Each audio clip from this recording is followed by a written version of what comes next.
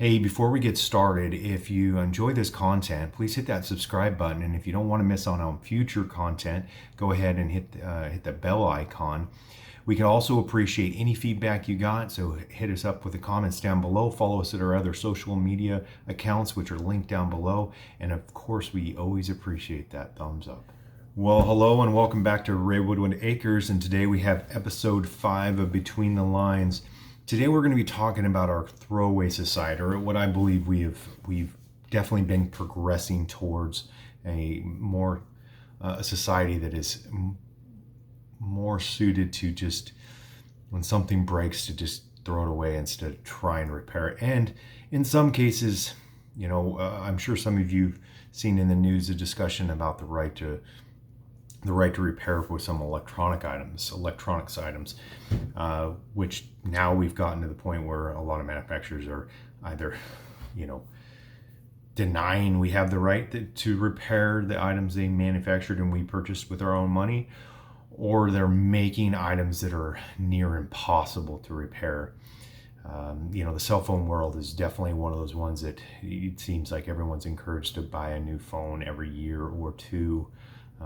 So much so that some have been, like Apple has been caught, manipulating the software to make the battery life, or slowing them down, supposedly to say battery life, right? But all right, so I don't want to get off too much on that. So in this video, I'm going to show you some clips of me repairing a 16-year-old Craftsman push mower that I purchased back when my family and I lived in Texas. I bought it. It was less than a year old. The gentleman I bought it from had decided to upgrade to the push mower, the self-propelled model, and so he sold this to me, and we've used it ever since. I believe I bought it for $75, but that was a long time ago. But the pull string broke, and when I went to go, hey, I can just replace the pull string, not too hard, right? I found that the coil spring inside was all messed up. So I was like, okay, I can replace the whole assembly. But I, of course, didn't discover this until I realized that the assembly was pop riveted on, which is not too big of a deal because I have the tools to remove that drill bit, and then a pop rivet gun and rivets to reinstall, thinking I could replace the rope, right? So once I realized the whole unit was trashed, I found a unit online through Briggs & Stratton, actually directly, because that was the manufacturer of the motor, and got it in, direct replacement. They even sold, they were like self-tapping bolts or screws to go in place of the pop rivets. I chose to go back to the pop rivets route because I just had a bad feeling that those would easily probably become loose in that thin sheet metal and back out, and then we'd have to take it apart and fix it. So I went back because I had the tools to do that. All right, so how does this relate to preparedness, right? Well, as I mentioned, I think we're losing this ability and these skills needed to fix the items that we spend our hard-earned money on. And as we've seen over the last year or two with supply chain issues and just prices of certain items sometimes can kind of seem to increase overnight with little to no notice, we can definitely, one, save ourselves money, two,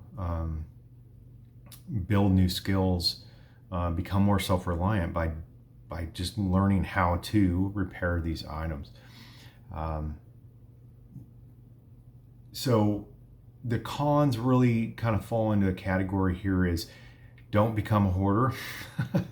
So I say this from experience because I'm definitely the type of person that grew up, pulling nails out of wood and straightening them back out and reusing them. Yeah, we did that on my family homestead that I grew up on, and it was more probably about money than it was about reusing or recycling, or definitely didn't have anything to do with the environment. It definitely had to do with the available funds to make those things happen. So the hoarding part can get very tempting, especially if you live on acreage. You have lots of outbuildings. You could easily find yourself with outbuildings that start to become a capacity because you think, hey, I'm going to save this because I might be able to use it for something else in the future. So really watch yourself on that one, especially if you're predisposed to those behaviors.